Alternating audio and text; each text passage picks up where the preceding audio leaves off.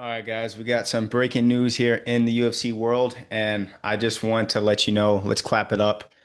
Let's go ahead and clap it up because Dana White did, in fact, do the right thing here. So if you guys don't know what I'm talking about, well, you probably do because it's the reason why you're clicking the video due to the title.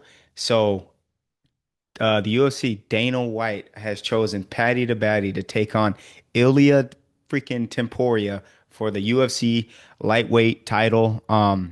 At the beginning of the year, January, I think it says 10th, January 10th or somewhere in January, but 2026 to start off the new Paramount deal.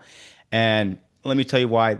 First, we're going to go over a little bit of the controversy regarding who Ilya's opponent was going to be. It was three dudes who it could have been, and why I feel like one, Paddy is probably the best opponent, but also with being the best opponent as far as chance to beat Ilya, also is going to bring the most eyeballs, and this has a chance to be one of the biggest lightweight fights of all time, even with it not being Conor McGregor.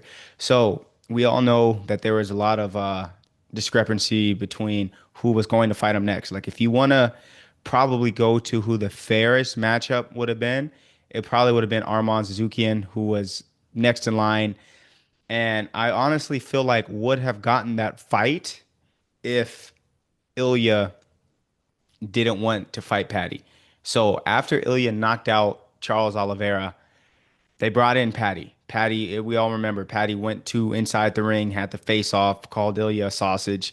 He fucking got pushed in the face and all this stuff. So, and it was like, oh man, like this fight has to happen. But also, Ilya said something, I don't know if you guys remember, that was real profound.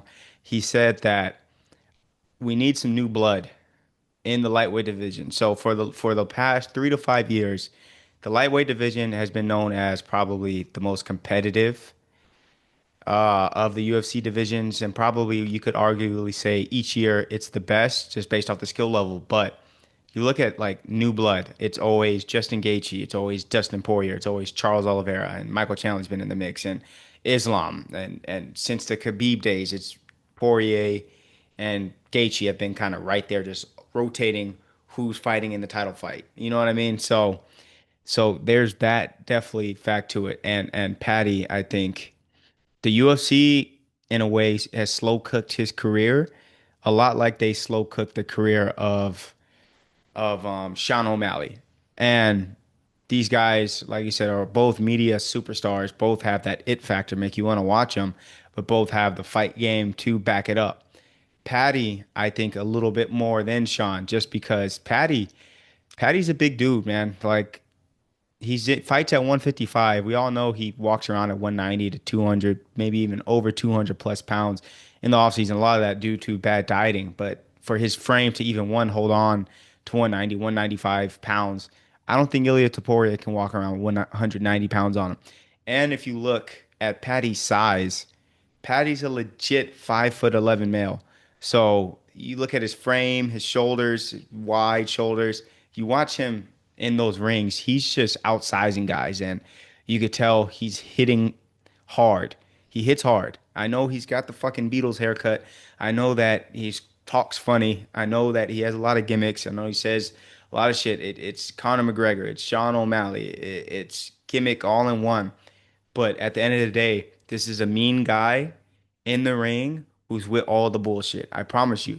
Paddy the Baddy's with all the bullshit in the ring. If you want to stand up and trade blows, he's down with that. If you want to wrestle, get into a submission match, he has some of the best submissions in the division, in the UFC. He's very comfortable. I saw a video.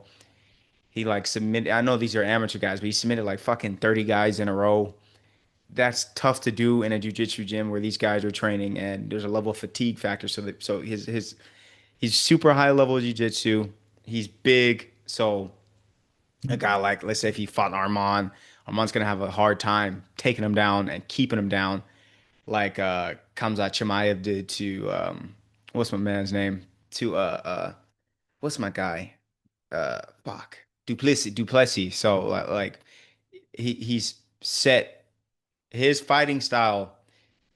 He can fight any type of way. That's basically what I'm saying. But okay, enough of the patty glazing.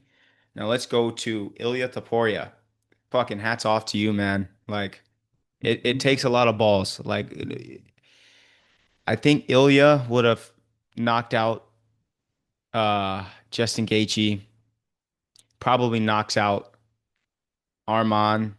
Like I said, it's fair. Arman should have gotten the fight just if we're going off what's fair, but Ilya said no, I want this fight. And if you're Dana White with the new Paramount deal saying we could kick off the fucking year with Ilia versus Paddy the Baddy, imagine the fucking build up, the interviews, the fight week media. This is going to be absolutely crazy. So yeah, I just can't wait to see just the lead up to this fight as far as especially if the face off and when they start getting them like side by side interviews and answering questions and Patty's gonna call him a sausage and Ilya's gonna do his shit as well. So yeah, man, but like that's pretty much just the jux of this video. This is breaking news. I had to double check to make sure that it is true. Um, I didn't see it on the UFC official page, but I did Google it and it said that this is true as far as like using AI sources. So take that with a grain of salt. But even if it's not, this is the pull behind this right now. This is the fight. I saw as soon as Patty went into the ring, I said, this has to be the fight. So put it in the comments, like, comment, subscribe. Who do you have?